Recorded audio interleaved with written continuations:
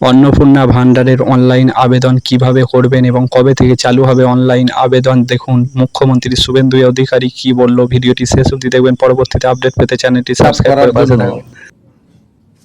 এগিয়ে এসেছেন এবং জনগণও সহযোগিতা করছে। আমরা এর আগে অফলাইনে চালু রেখেছিলাম, আজ থেকে অনলাইনেও চালু হয়ে গেছে এবং আমাদের 20 জন আধিকারিক প্রিন্সিপাল সেক্রেটারি লেভেলের অফিসার জেলায় জেলায় গিয়ে এই কাজ মনিটরিং করছে এবং আমরা আশা করছি বুধবার খুব বড় সংখ্যায় আমরা ট্রান্সফার করব এবং সেই দিন রাজ্যের বিভিন্ন ব্লকে, এসডি অফিসে, মিউনিসিপ্যালিটিতে এই কর্মসূচি সূচনাতে আমাদের ছোট একটা ইভেন্ট হবে এবং আমরা নবান্নর সভাগৃহ থেকে রাজ্য মন্ত্রিসভার সদস্যদের উপস্থিতিতে একটা মিডিয়া ইভেন্টও করব।